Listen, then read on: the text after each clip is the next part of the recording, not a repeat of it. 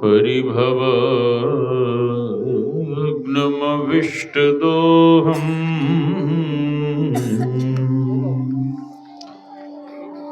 तीर्थास्पदम्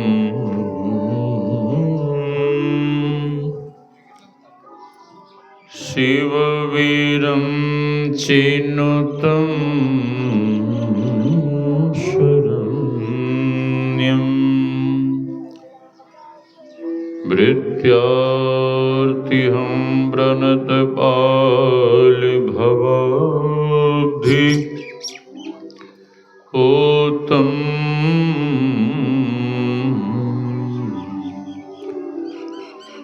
वन्दे महापुरुषते चरणारविन्दम्।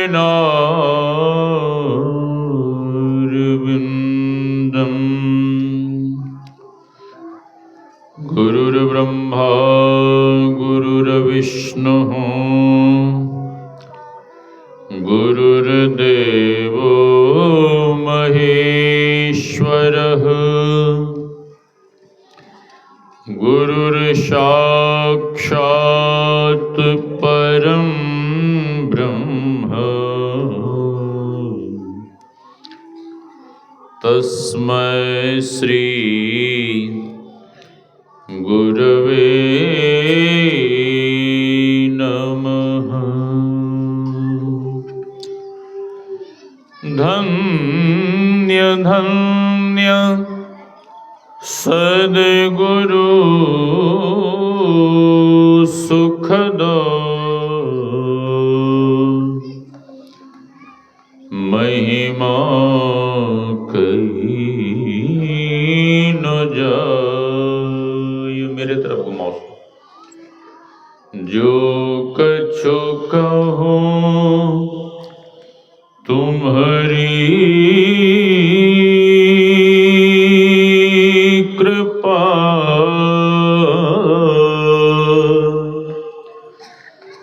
मोते कछु न बसाय। मेरा मुझ में कुछ नहीं, जो कुछ है गुरु तोय।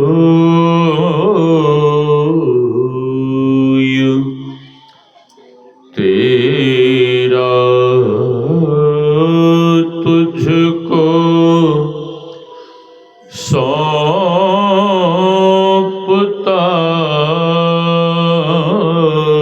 प्रभु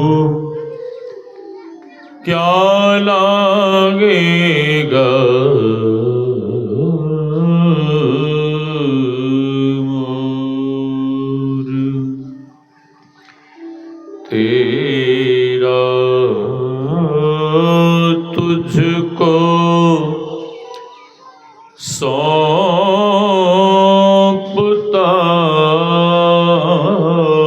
प्रभु क्या लागेगा मोर। आसन पर आसीन परमाराध्य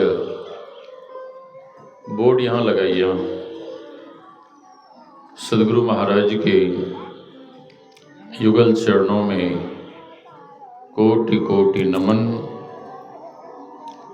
इस पावन मंच पर विराज रहे गुरु महाराज के प्रिय शिष्य आदरणीय श्री प्रमोद बाबा और हमारे वाम भाग में बैठे हैं बाबा, क्या नाम, आदरणीय श्री अशोक बाबा। इस पावन ज्ञान यज्ञ में पधारे हुए पूज्य गुरुजन, सत्संग प्रेमी महानुभावों, माताओं एवं भक्तिमती बहनों, आप सबों के भीतर विराज रहे परमात्मा स्वरूप आत्मा को हम वंदन करते हैं। सिय राम में सब जग जानी, करो प्रणाम जोरी जुग पानी। यही भाव लिए हम आप सत्संग ज्ञान रूपी गंगा में अवगाहन कर अपने तन मन और अंतःकरण को शुद्ध तथा पवित्र बनावे। इसी के साथ हम आप उच्च स्वर में गुरुदेव भगवान के नाम का जय घोष करें। बोलिए श्री सद्गुरु महाराज की जय। अभी हम आपको श्री रामचरितमानस सारसठिक से सत्संग की महिमा के संबंध में पाठ श्रवण कर रहे थे। महर्षि व्यास श्रीमद् भागवत महापुराण में लिखने की कृपा की है। भाग्योदयेन बहुजन्म समर्जितेन सत्संगमं च लभते पुरुषो यदा वै अज्ञान हेतु कृत मोह मदांधकार नाशम विधाय ही तदोदयते विवेकः। जब हम आपका भाग्य उदय होता है, जीवन में पुण्य रूपी पूंजी फलीभूत होता है, तब हम आपको सत्संग मिलता है। सत्संग सभी लोगों को नहीं सुहाता। श्री सद्गुरु इस गांव में इतने ही लोग हैं, माता जी, इस गांव में इतने ही लोग हैं, है ना? माता जी कह रहे हैं ढेरी है। श्री सद्गुरु मतलब बहुत सारे लोग हैं, बहुत लोग बसते हैं, लंबा चौड़ा गांव है, ठीक है। महापुरुष कहते हैं तुलसी पुरविला पाप की हरि चर्चा न सुहाय, जैसे ज्वर के ताप से भोजन की रुचि जाए। जिसको ज्वर होता है ना, बुखार, उसको भोजन अच्छा नहीं लगता है। और जिनके जीवन में बहुत क्या कहें, लोग अनुमान लगा लीजिए, अब सब बात हम ही बोलेंगे तो दिक्कत है। श्री तो ऐसे लोगों को सत्संग अच्छा नहीं लगता। वो कठौतिया ग्राम आप लोग जानते होंगे, बिहारीगंज से आगे, बिहारीगंज से आगे, हाँ, अभी हम उधर से जाएंगे रानीगंज। तो उधर सत्संग का आयोजन था। पूज्यपाद स्वामी श्रीधर दास जी महाराज पधारे थे और भी संत महात्मा लोग। और उस गांव के एक प्रतिष्ठित व्यक्ति उस सत्संग का विरोध कर देते, सत्संगी लोगों को सताते थे और सत्संग को नहीं मानते थे। हाँ, अब गांव के सभी लोग जा रहे थे सत्संग में, तो उनके मन में हुआ कि जब सभी लोग जा रहे हैं तो चलकर हम भी देखें कि लोग कैसे सत्संग करते हैं। जब गए तो देखते क्या है कि पूरा पांडाल सत्संगी लोगों से भरा पड़ा है। हाँ, जैसे पर्दा नहीं डला हुआ है साइड में, तो ऐसे ही पर्दा साइड से लगा हुआ था। तो आदमी सामने से नहीं आया, पर्दे के साइड से आया, पर्दे को हटाकर वो सत्संग का विरोध करता था, साधु महात्माओं को नहीं मानता था। हाँ, वो कहता था कि ये लोग गुरु की पूजा करते हैं। किनकी पूजा करते हैं? गुरु की। बेस को थोड़ा और कम करिए ऑपरेटर साहब, बेस को थोड़ा और घटाइए, साउंड के बेस को। श्री सद्गुरु तो वो बिल्कुल पर्दे को हटाकर साइड से, भगवान शंकर के पुजारी थे, वे केवल भगवान शंकर को मानते थे, गुरु को नहीं मानते। पर्दा को हटाया तो देखा बहुत भीड़, मंच पे भी एक से एक साधु महात्मा बैठे हुए हैं। हाँ, एक से एक साधु संत बैठे हुए हैं। मोबाइल बंद करिए बाबा। श्री सदगुरु साधु महात्माओं को मंच पर देखते देखते उसकी दृष्टि किधर गई? सिंहासन की तरफ। ठीक है, तो उसके मन में था कि हम किसी को प्रणाम नहीं करेंगे, क्योंकि लोग गुरु की पूजा करते हैं, हम गुरु को नहीं मानते हैं, केवल भगवान शंकर को ही हम मानते हैं। तो साधु महात्माओं को देखते देखते जब उसकी दृष्टि सिंहासन के तरफ गई तो देखते क्या है, वहां में ही बाबा की तस्वीर नहीं है, वहां गुरु महाराज की तस्वीर नहीं है। इस गुरु गद्दी पर, इस सिंहासन पर तो साक्षात भगवान शंकर विराजमान। हाँ, अब जो नास्तिक आदमी गुरु को नहीं मानते थे, ऐसे नास्तिक मानव भी इस सिंहासन के सामने झट से हाथ जोड़ लिए। यथा गुरु तथे वेशो। हाँ, जैसे गुरु हैं वैसे ही क्या है, ईश हैं, शिव हैं। ठीक है, भेद नहीं है। भेद कौन करते हैं? हाँ, जो अज्ञानी लोग हैं, जिन्हें ज्ञान नहीं है, वे भेद करते हैं। तो मैं कह रहा था, जब भाग्य उदय होता है तब हम आपको सत्संग मिलता है। श्री सदगुरु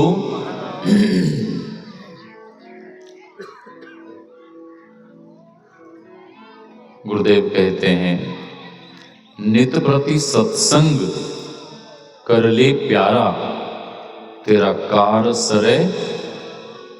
गुरुदेव कहते हैं, if you people doing satsang regularly, then all your work will be accomplished.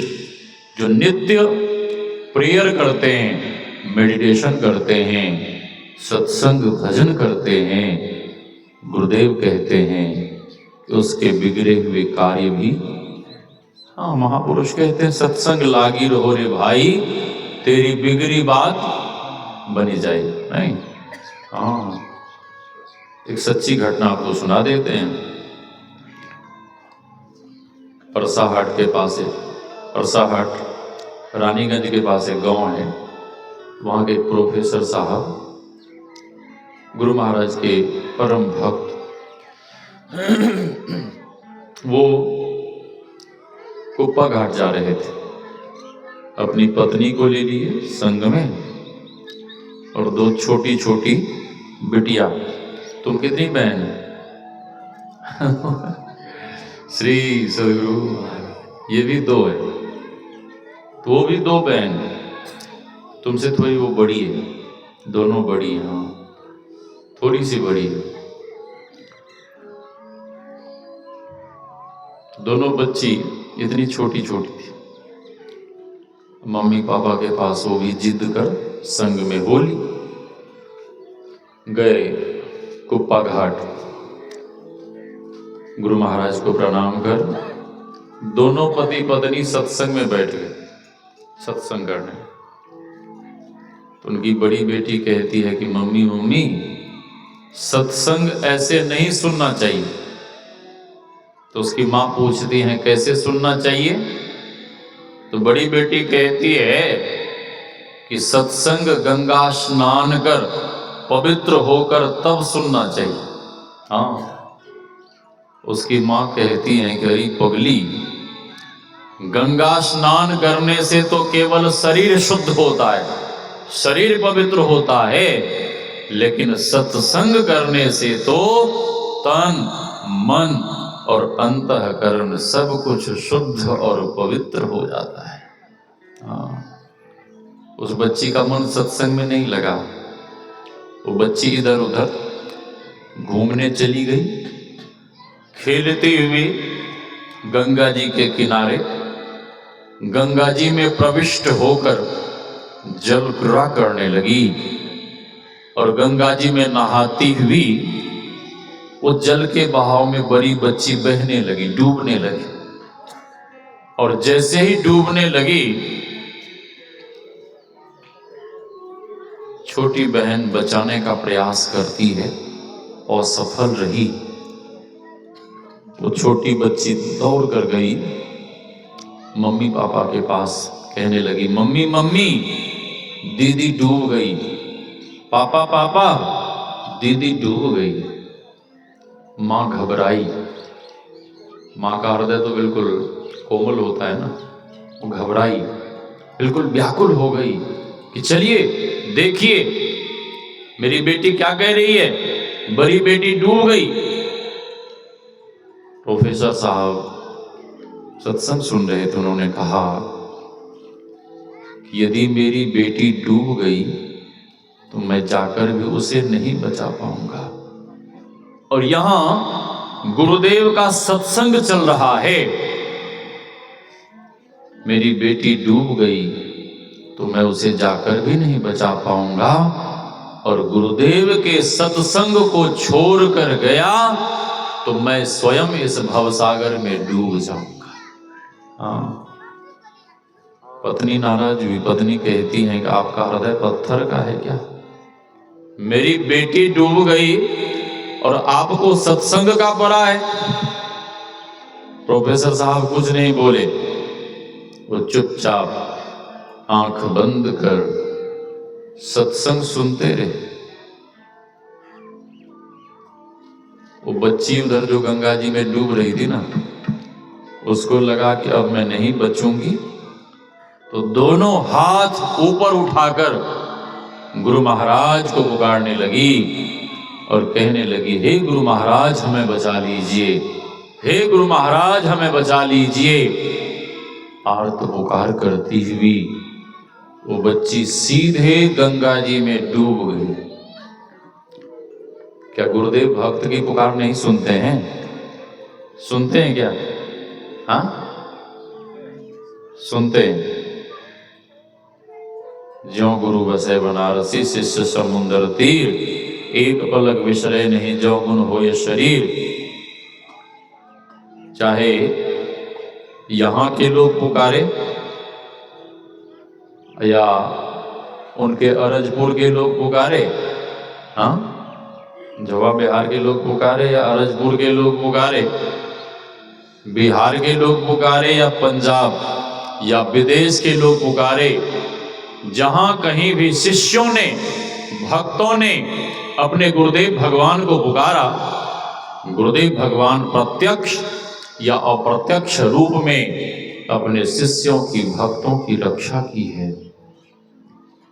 मैं पहली बार हांगकांग गया था, कस्टम ऑफिसर ने हमें रोक लिया। आप जैसा शर्ट पहने ना, शर्ट इसी तरह से मिलता जुलता मैं कपड़े पहना था। इस कलर के कपड़े बुद्धिस्ट सन्यासी पहनते हैं। हाँ, इससे थोड़ा सा डीप होता है।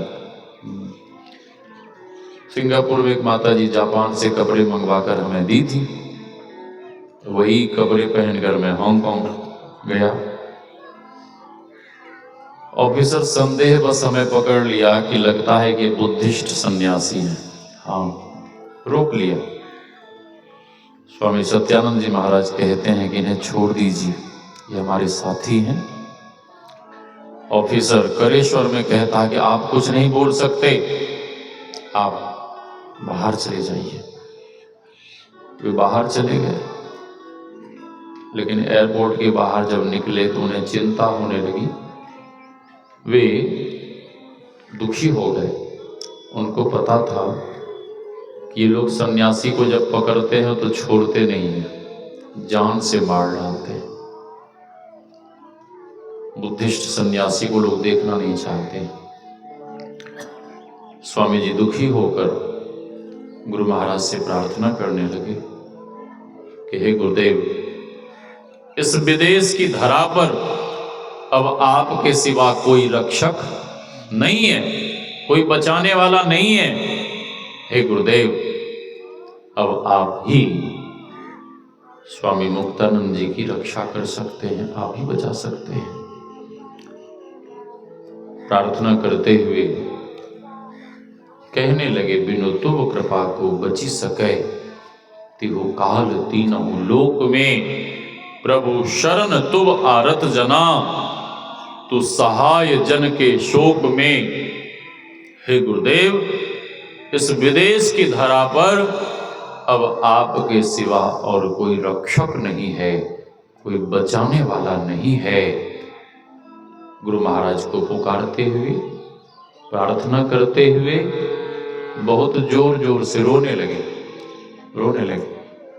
जब बहुत रोने लगे, ये सीटी आ रही कहीं से, उधर से साउंड से या हॉर्न से सीटी आ रही। जब मैं बोलता हूं आवाज थोड़ी कम करिए ना।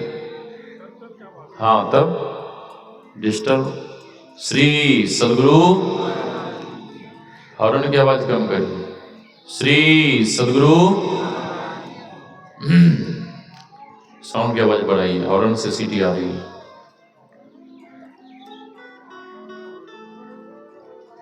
जब स्वामी जी बहुत रोने लगे, आप ध्यान दीजिए ना आवाज, जब मैं बोलता हूं उधर से सीटी आती है, कम करिए। देखिए, अब आप बताइए इनको, ये सुन नहीं पा रहे हैं। श्री सदगुरु, ये सुन नहीं पा रहे हैं। श्री सदगुरु। आजकल जो है ना, वो लड़के लोग क्या करते जानते हैं, हर वक्त वो मोबाइल फोन का जो एयरफोन नहीं होता है, वो कान में घुसा के रखता है। अरे मोबाइल की आवाज बंद नहीं करनी है आपको, मोबाइल में आवाज दे दीजिए, हम कम कर लेंगे। हम यहाँ से कम कर लेंगे। साउंड से सीटी आती है, आप सुन नहीं पा रहे हैं। अब ठीक है, रहने दीजिए। श्री सदगुरु। जब आर्त पुकार करते हुए स्वामी सत्यानंद जी महाराज रोने लगे, तो उसी समय एक सज्जन धोती कुर्ता पहने हुए हमारे पास आए। सुन रहे हैं आप? आवाज सुन रहे हैं? ये तो बिल्कुल नहीं सुन रहा है, एकदम से बिल्कुल नहीं सुन रहा है।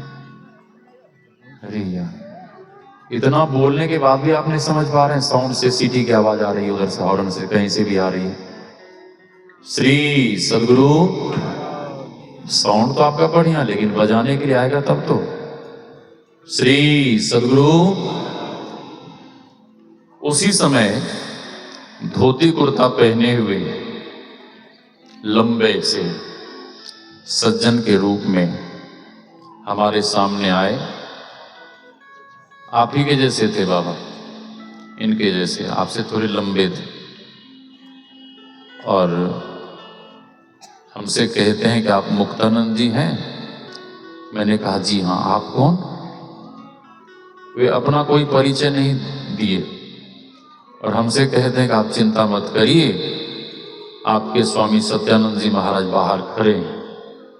मैंने कहा ठीक है।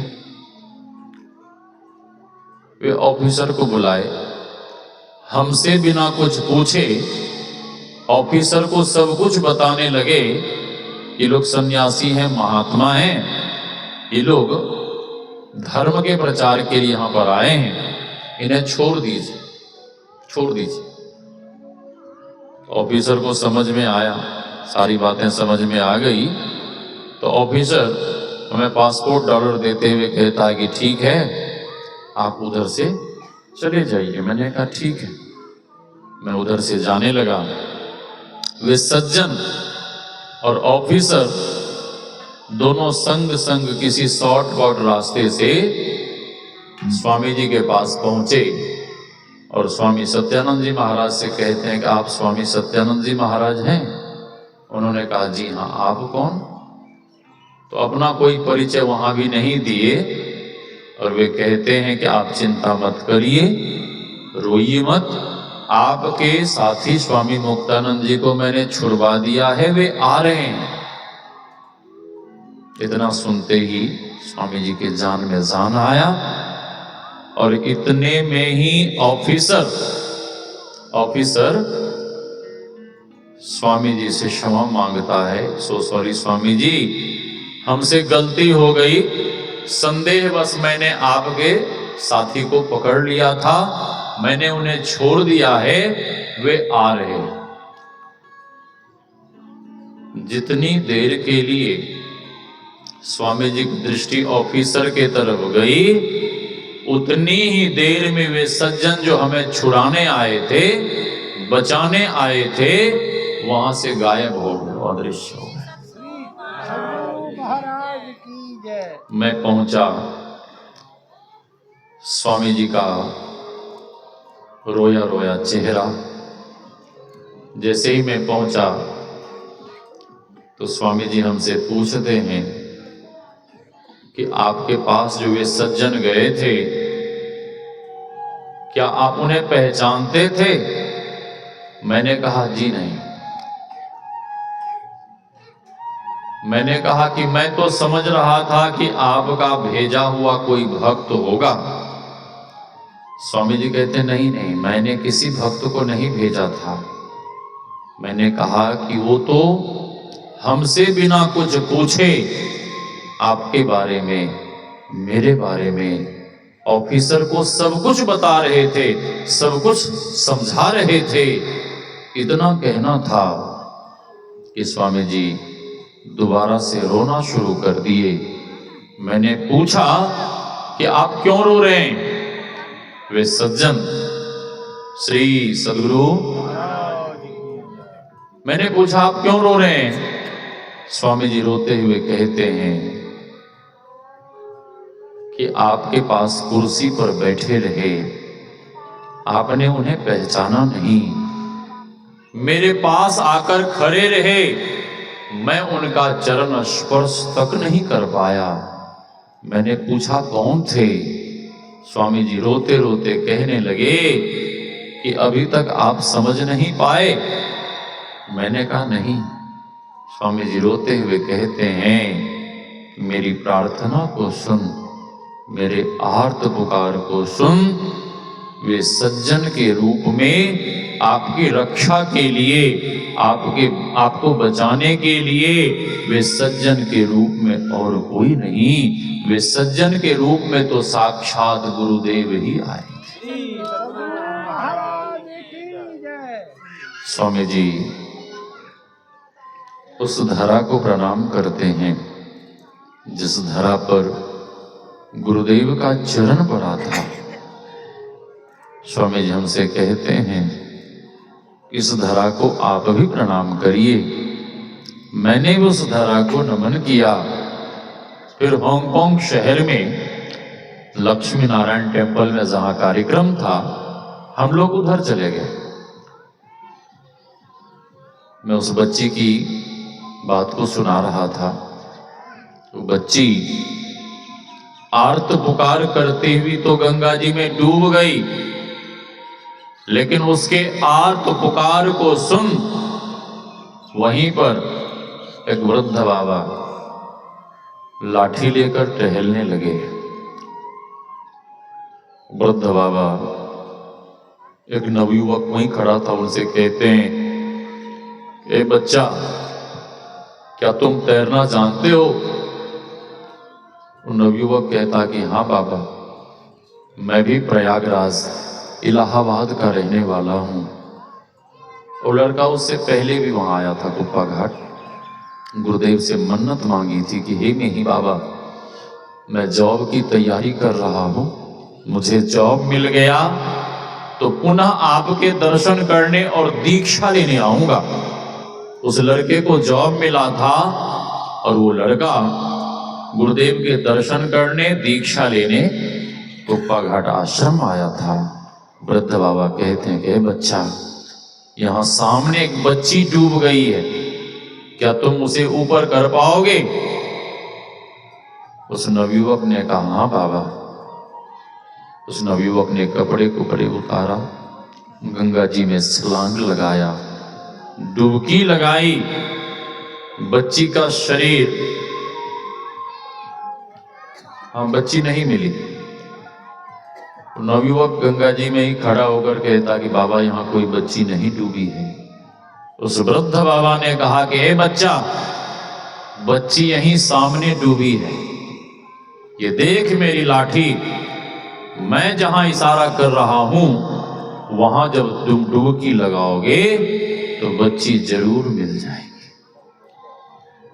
उस वृद्ध बाबा के इशारे पर जैसे उस नवयुवक ने डुबकी लगाई तो बच्ची का शरीर तो रेत मिट्टी से ढक गया था, लेकिन बाल जल में तैर रहा था। वो नवयुवक बच्ची के बाल को पकड़ा और खींचकर कांधे पे रखा और तैरते हुए ले जाकर गंगा जी के किनारे बच्ची को रख दिया।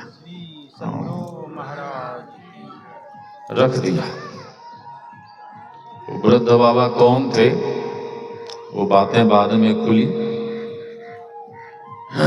श्री सद्गुरु, श्री सद्गुरु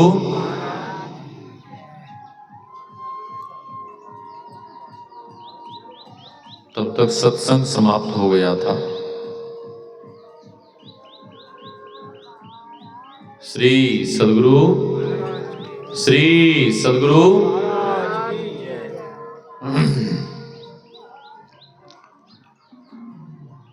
सभी लोग भागे गंगा जी के तरफ। जब गंगा जी के किनारे पहुंचे तो लोगों ने देखा कि जिस बच्ची के बारे में हल्ला हुआ डूब गई डूब गई, वो बच्ची तो किनारे में पड़ी है। लोगों ने कहा, प्रोफेसर साहब, आप तो कह रहे थे कि मेरी बेटी डूब गई, आपकी बेटी तो किनारे में पड़ी है। प्रोफेसर साहब रोते हुए कहने लगे कि मेरी बच्ची डूब गई थी, मैं गुरु महाराज का सत्संग सुन रहा था और सूचना मिलने पर भी मैं अपनी बेटी को देखने नहीं गया, सत्संग सुनता रहा। और इसीलिए हमें लगता है कि गुरुदेव मेरे समर्पण भाव को देखकर एक रूप से गुरुदेव सत्संग सुना रहे थे और दूसरे रूप से गुरुदेव मेरी डूबी हुई बिटिया को निकालने के लिए गंगा जी चले गए होंगे। ऐसा हुआ होगा, ये अनुमान लगा रहे हैं। बच्ची को उठाते हैं, बच्ची के शरीर में चेतना नहीं। बच्ची को लेकर गुरुनिवास गए और गुरुनिवास जैसे ही पहुंचे, पूज्यपाद महर्षि संत सेवी जी महाराज पूछते हैं कि प्रोफेसर साहब आप इतने दुखी क्यों हैं? प्रोफेसर साहब ने कहा कि बाबा देखिए ना, हम लोग सत्संग मंदिर में सत्संग कर रहे थे और हमारी बड़ी बच्ची डूब गई। बाबा देखिए ना, इसके शरीर में चेतना नहीं है, प्राण नहीं है। पूज्यपाद कहते हैं कि आपकी बच्ची डूब गई थी, आप लोग सत्संग मंदिर में सत्संग कर रहे थे, गुरुदेव की कृपा से आपकी डूबी हुई बच्ची गंगा जी से बाहर आ गई। जिन गुरुदेव की कृपा से आपकी डूबी हुई बच्ची गंगा जी से बाहर आ गई, क्या वे गुरुदेव आपकी बच्ची को मरने देंगे? पूज्यपाद कहते हैं कि ले जाइए पास में मायागंज हॉस्पिटल, उपचार करवाइए और मैं गुरुदेव से प्रार्थना करता हूं कि आपकी बच्ची के शरीर में जल्द ही प्राण आ जाए। ले गए। डॉक्टर ने जवाब दे दिया। डॉक्टर ने कह दिया बच्ची का शरीर पीला पड़ गया है, अब कुछ नहीं हो सकता है, इसे ले जाइए, इसका संस्कार कर दीजिए। प्रोफेसर साहब कहते हैं, डॉक्टर साहब, जीवन और मृत्यु तो परमात्मा के हाथ में नहीं। जीवन और मृत्यु तो परमात्मा के हाथ में है। आप उपचार तो करिए। हमारे गुरुजनों ने कहा है कि आपकी बच्ची ठीक हो जाएगी, आपकी बच्ची स्वस्थ हो जाएगी, आपकी बच्ची मरेगी नहीं। बहुत कहने पर उपचार शुरू किया, और उपचार, थोड़े से ही उपचार और थोड़ी औषधि देने के बाद उस बच्ची के ऊपर गुरुदेव भगवान की ऐसी कृपा भई कि गुरुदेव भगवान की दया से उस निष्प्राण जैसी बच्ची के शरीर में प्राण आ गया, और वो बच्ची जीवित होके उठ के बैठ गई। वो बच्ची अभी भी है, शिक्षिका है, जॉब में, बनमनखी के पास वो जॉब करती है।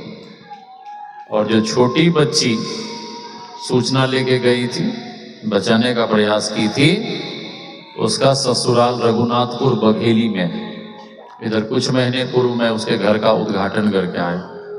श्री सद्गुरु, इसीलिए महापुरुष कहते हैं, सत्संग लागी रहो रे भाई, तेरी बिगड़ी बात। अच्छा, सत्संग दो तरह के गुरुदेव कहते हैं, नित सत्संगति करो बनाई, अंतर बाहर द्वैविधि भाई। धर्म कथा बाहर सत्संगा, अंतर सत्संग ध्यान अभंगा। आंतरिक सत्संग क्या है? ध्यान। और ध्यान करने के लिए, ध्यान में कुछ पाने के लिए सबसे पहले आपको जप करना होगा। गुरुदेव की वाणी में गुरु जाप मानस ध्यान मानस कीजिए दृढ़ साध कर, गुरु मंत्र जप गुरु ध्यान कर, गुरु सेव कर अति प्रीति कर, गुरु की आज्ञा मान प्यारे, कर सदा गुरु की कही, सुख मन के जीना नाल से अमृत की धारा बही दे। गुरुदेव कहते हैं, जिन्हें ध्यान करना है उन्हें हर क्षण हर पल क्या करना होगा? जप जप अति पावन गुरु मंत्र। ये मंत्र कैसा है? अति पावन। मनः त्रायते इति मंत्र। ये मंत्र अति पावन है, और इस पावन मंत्र को कैसा भी पतित, कैसा भी अधम, कैसा भी पापी जपेगा, वो क्या हो जाएगा? वो मंत्र के प्रभाव से, गुरु महाराज की कृपा से, कैसा भी बड़ा पापी हो, मंत्र को जपने से पावन हो जाएगा, पवित्र हो जाएगा। आपने सुना होगा ना, उल्टा नाम जपत जग जाना, वाल्मीकि भय। हाँ, उल्टा नाम क्या है? क्या बाल है? बाबा देखिए क्या बोल रहे हैं। श्री सद्गुरु देखिए, उल्टा नाम से तात्पर्य है, अधिकांश लोग यही जानते हैं, मारा मारा। ऐसा नहीं है। हाँ, बच्चे नहीं थे, हाँ, बिल्कुल युवा थे, उनकी पत्नी थी, बच्चे थे, सब थे, वो मरा मरा क्यों जपेंगे? उल्टा नाम से तात्पर्य क्या है? उल्टा नाम उस परमात्मा का नाम है, ओंकार, स्फोट, उद्गीत, प्रणव ध्वनि। और संसार की तरफ से बिल्कुल जब आप उलट जाएंगे, संसार की तरफ से बिल्कुल मुड़ जाएंगे, संसार से जब बिल्कुल आप अनासक्त होकर आप नादानुसंधान की साधना करेंगे, तब वह उल्टा नाम आपको पकड़ में आएगा, समझ में आएगा। वो क्या है? हम आप नित्य पाठ करते हैं, भजो ओम ओम प्रभु नाम यही, भजो ओम ओम में ही नाम यही। ठीक है, तब वो उल्टा नाम आपके पकड़ में आएगा। तो मैं कह रहा था जब किस समय करना चाहिए, किस समय करना चाहिए माता जी, जब किस समय करना चाहिए?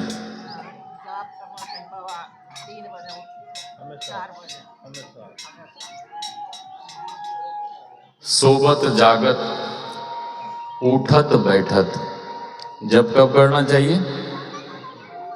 सोते जागते उठते बैठते। अच्छा, जगने में जप हो जाएगा ये तो संभव है, लेकिन नींद में, सोए हुए में जप कैसे होगा बाबा? नींद में कैसे जप करेंगे? दिन भर जब आप जप करेंगे, जैसे मार्ग में चल रहे हैं जप कर रहे हैं, घास काट रहे हैं जप कर रहे हैं, माताएं बहनें रोटी बना रही हैं जप कर रही हैं, ठीक है। और रात्रि में खा पी के जब ध्यान करते हुए जब आप सो जाएंगे तो नींद में भी आपसे जप होगा, सोए हुए में भी आपसे ध्यान होगा, और सोए हुए में भी नींद में भी आपको ऐसे ऐसे दिव्य दुर्लभ दर्शन प्राप्त हो जाएंगे कि आप हैरान रह जाएंगे। आपको हैरानी होगी कि ये दिव्य दुर्लभ दर्शन हमें कैसे प्राप्त हो गए। हाँ, करके तो देखिए। जप में बहुत शक्ति है, जप में बहुत शक्ति है। जप करते करते भी साधकों को सिद्धियां प्राप्त हो जाती हैं। हाँ, जपात सिद्धि। एक माई थी गुजरात की, सच्ची घटना आपको सुना रहे हैं। उसके बेटे का नाम लाल। अब माँ तो ऐसे भी प्यार से अपने बच्चे को लाल कहती है ना। हाँ, ऐ मेरे लाल। बेटे को नहीं, ऐ मेरे लाल। हाँ, लाल। वो माता जी बैठ के जप कर रही थी, भजन कर रही थी, ध्यान कर रही थी। जप करते करते उसे ख्याल आया कि द्वार पे गैया बंदी है, भूखी है। अपने बेटे को कहती है, मेरे लाल। हाँ मैया, सुन, द्वार पे गैया भूखी बंदी है, जरा उसे चारा तो डाल दे। ठीक है मैया, अभी गया।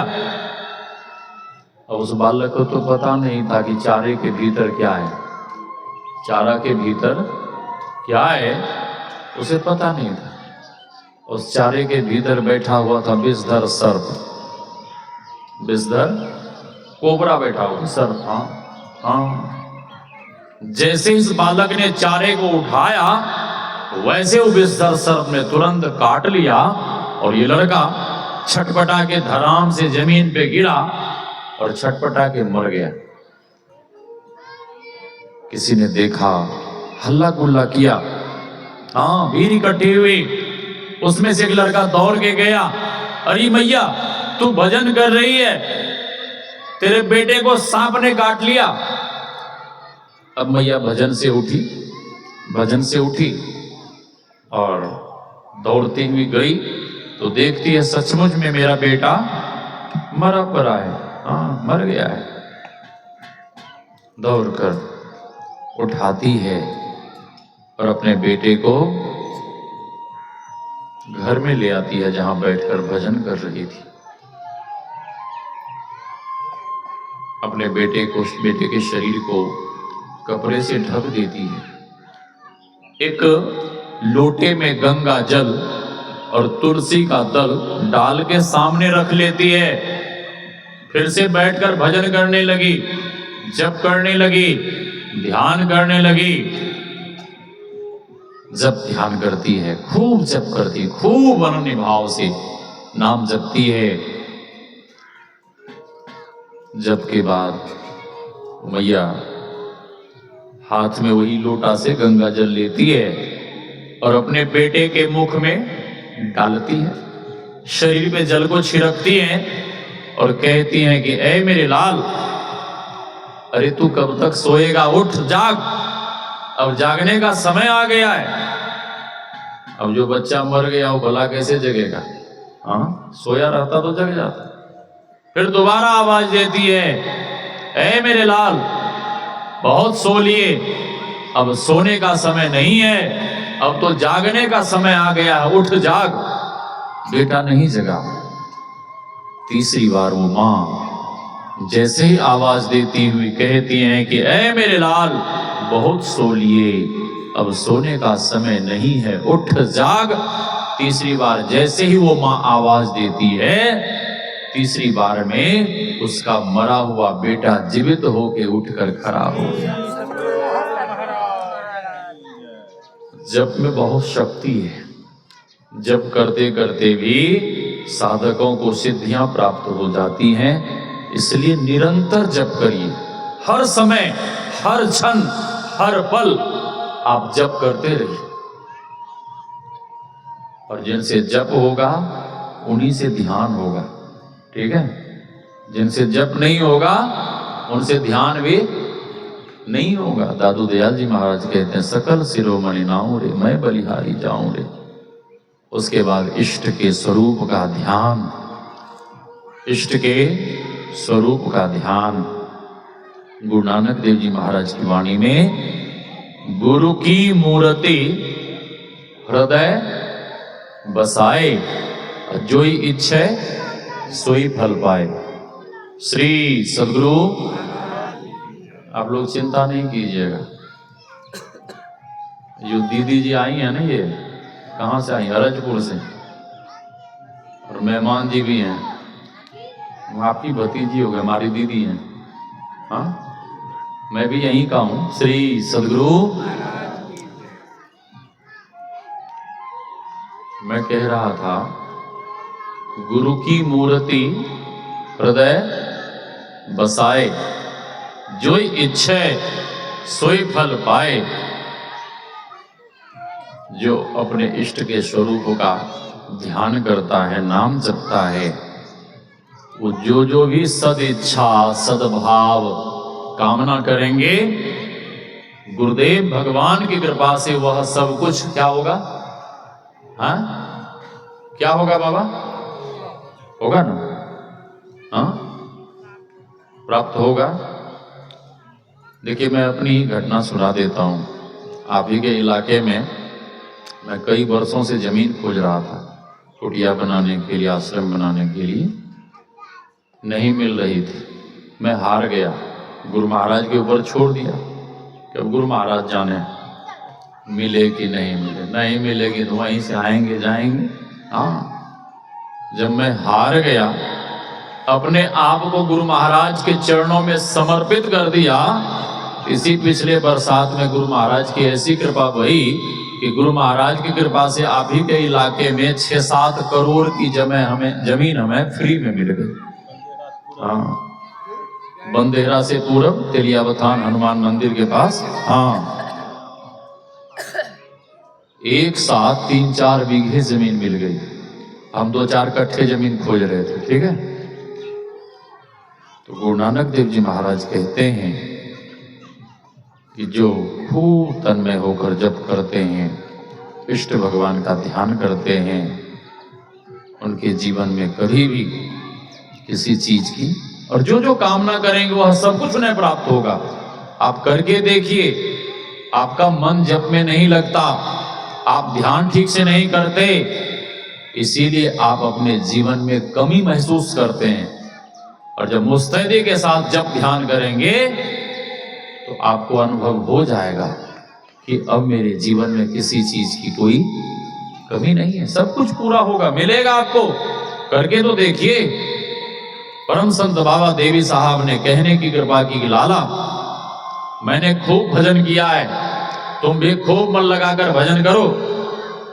और उन्होंने, बाबा साहब ने बाद में कह दिया था कि लाला, जिस दिन इस दुनिया में चावल के 1 दाने 1 रुपए में मिलेंगे, ऐसे समय में भी तुम्हें मोटी धोती, मोटी रोटी, जीवन में कभी भी खाने पीने की कमी नहीं होगी।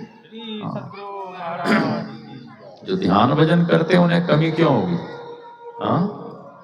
और परम संत बाबा देवी साहब ने कहने की कृपा की थी कि लाला, मैं जानता हूं मैं जानता हूं कि पूरे संत मत में तुमसे विशेष और कोई नहीं हो।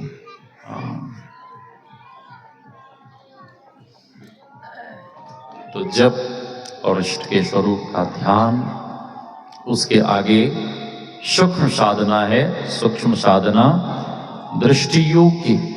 दृष्टि योग की भगवान श्री कृष्ण कहते हैं समम काय शिरोग्रीवम धार्यन अचलम स्थिरम संप्रेक्ष नासिकाग्रम स्वम दिशश्चानव लोकयन। दिशाओं को नहीं देखते हुए नासिका के अग्रभाग में ध्यान केंद्रित करना है। क्या होगा? बैठिए ना, बाद में सब कीजिएगा। श्री सद्गुरु 2 मिनट और सुन लीजिए, 2-3 मिनट बस, 2-4 मिनट। श्री सद्गुरु, मैं कह रहा था कि साधक जब दृष्टि योग की साधना करता है तो भीतर में सबसे पहले क्या देखता है? थोड़ा श्याम वर्ण का प्रकाश देखता है। गुरुदेव कहते हैं तेजोमय बिंदु का दर्शन, और गुरुदेव कहते हैं उसी तेजोमय बिंदु को एकटक से देखते रहो। 2 नयन बीचों बीच सन्मुख एक टक देखत रहो, आप ही वह बिंदु झलके पटगिरा निरखत रहो। क्या होगा? उसी बिंदु में सूरत का प्रवेश होगा और भीतर में कई रंगों के प्रकाश का दर्शन होगा। और अधिक साधना करेंगे तो पूर्ण प्रकाश की प्राप्ति हो जाएगी। और साधना की अंतिम क्रिया है नादानुसंधान। जो भी पुराने साधक हैं उन्हें नादानुसंधान की साधना अवश्य ही करनी चाहिए। जो कुछ आपको दृष्टि योग में प्राप्त होगा ना, दृष्टि योग की साधना करने पर प्राप्त होगा, संभव है कि नादानुसंधान की क्रिया करते करते वह सब कुछ आपको प्राप्त हो जाएगा। गुरुदेव कहते हैं कि नादानुसंधान की क्रिया सुगम और सरल है। तो जिन्हें साधना की विधि मिल गई है वे खूब मन लगाकर साधन भजन करें, और जिन्हें साधना की विधि नहीं मिली है उन्हें युक्ति जानकर साधन भजन करना चाहिए। तो अधिक नहीं कहते हुए वाणी को विराम। मैं तो यहाँ पता नहीं पहली बार आया, अगल बगल में मैं आया था तो अरजपुर में प्रोग्राम हुआ था। क्या नाम तुम्हारा? हाँ, ये निभा दीदी और इनके जो मेहमान हैं, इन लोगों की इच्छा रही कि वहाँ भी सत्संग होना चाहिए। इसका मैके है यहाँ पे, तो मेरे मैके में एक बार सत्संग कर दीजिए। तो मैंने कहा कि ठीक है। तो इसी के प्रयास के कारण मेरा यहाँ पे आना हुआ। तो यहाँ आकर आप सभी लोगों के दर्शन हुए और सभी लोग मिलकर यहाँ पर हम आप सत्संग किए। भगवान श्री कृष्ण कहते हैं नहीं ज्ञानेन स्वदेशम पवित्रम यह विद्यते श्रेयान द्रव्यमयात यज्ञात ज्ञान यज्ञ परंतप। सभी यज्ञों में ज्ञान यज्ञ श्रेष्ठ है। तो मैं गुरु महाराज की जो प्रिय भक्ति ने निभा दीदी और उनकी पूज्या माता जी थोड़ी अस्वस्थ हैं, वृद्ध हो गई हैं, और इनके भाई साहब, पिताजी का क्या नाम? नागेश्वर बाबू, स्वर्गीय नागेश्वर बाबू, उन्हीं के पुण्यतिथि पे है। उनके लिए मैं गुरु महाराज से प्रार्थना करता हूँ कि गुरुदेव वो जहाँ कहीं भी हों आप अपने चरण शरण में लगाकर रखने की कृपा करेंगे। आप अपनी प्रेमा भक्ति प्रदान करने की दया करेंगे, क्योंकि भक्ति से ही मुक्ति मिलती है। तो भाई का नाम सुनील बाबू और सौरभ बाबू, 2 भाई हैं। अच्छा, सुनील बाबू और सौरभ बाबू बड़े ही अच्छे इनके भाई साहब हैं। इसने एक बार प्रस्ताव रखा तो दोनों भैया ने पारित कर दिया, उसे नहीं पास कर दिया कि ठीक है आओ करो सत्संग। नहीं, भाई तो ऐसा ही होना चाहिए। हाँ नहीं, हाँ, तो दोनों एकदम राजी हो गए। तो दोनों भाई साहब के मेहनत के कारण ये सब इतनी सारी व्यवस्था हुई, और निभा दीदी के प्रयास के कारण। और इसके जो मेहमान हैं वे भी भोले भगत हैं, बहुत भोले भाले हैं। तो उन्होंने भी साथ दिया, वो हाँ नहीं करते तो तुम यहाँ नहीं आती। ठीक है, तो आप सभी लोगों के लिए, बाल गोपाल के लिए, पूरे परिवार के लिए, आप आए हुए तमाम गुरुजनों के लिए, माता बहनों के लिए तथा समस्त ग्रामवासियों के लिए हम गुरु महाराज से प्रार्थना करते हैं आप सबों का जीवन सुखद, समृद्ध एवं भक्ति में बने। इसी शुभकामना के साथ बोलिए श्री सद्गुरु। एक सुखद समाचार, वो जो 6-7 करोड़ की जमीन मिली है उसमें गुरु महाराज के नाम से कहीं वृद्धाश्रम नहीं है, ना ही हॉस्पिटल है गुरु महाराज के नाम से। ठीक है, तो वहाँ पे गुरु महाराज के नाम से गुरुकुलम हॉस्पिटल, बच्चे लोगों के लिए पढ़ाई के लिए गुरुकुलम बनेगा, हॉस्पिटल भी बनेगा, वृद्धाश्रम, और गुरु महाराज का सबसे पहले मंदिर बनेगा, गौशाला बनेगा बहुत बड़ा। ये सब चीज़ वहाँ बनने वाला है। हॉस्पिटल बनाना हमारे बस का नहीं है। ठीक है, मैं पहले ही बोल देता हूँ। तो वे इधर के आपके इलाके के जो नेता लोग हैं ना, वे लोग बनवाएंगे।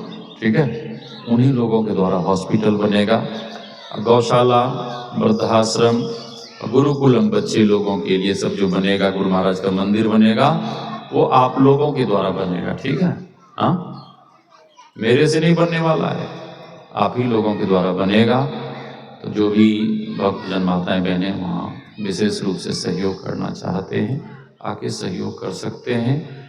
और जो 11,000 रुपये से अधिक सहयोग करेंगे उनका पत्थर में वहाँ पे नेम प्लेट लगेगा, नाम लिखा जाएगा। तो जिनकी इच्छा हो आके वहाँ सहयोग कर सकते हैं। आपको प्रसन्नता होनी चाहिए कि गुरु महाराज के नाम से पहला वृद्धाश्रम और हॉस्पिटल बन रहा है। गुरुकुल तो कहीं कहीं चल रहा है, लेकिन हॉस्पिटल, वृद्धाश्रम गुरु महाराज के नाम से कहीं नहीं। नेपाल से लेके जम्मू कश्मीर तक। ठीक है, मैं जाता रहता हूँ, सब जगह जाता हूँ प्रोग्राम में। तो आप तन मन धन से सहयोग बाद में कीजिएगा, अभी नहीं, बाद में कीजिएगा। जब आपकी इच्छा होगी तब आके वहाँ कर सकते हैं सहयोग। और आपके इलाके में ही है, इधर से नज़दीक या शॉर्टकट से जाएंगे तुरंत पहुँच जाएंगे। अब बन जाएगा तो मैं खुद बुलाऊंगा, थोड़ा सा बन जाए मंदिर गुरु महाराज का तो मैं अपने ही बुलाऊंगा। हाँ, अभी कुछ बना नहीं है, हो सकता है 2-4 दिन के बाद काम शुरू हो जाए गुरु महाराज कृपा से। तो वाणी को विराम। बोलिए श्री सद्गुरु। अरे मोबाइल में आवाज दीजिए।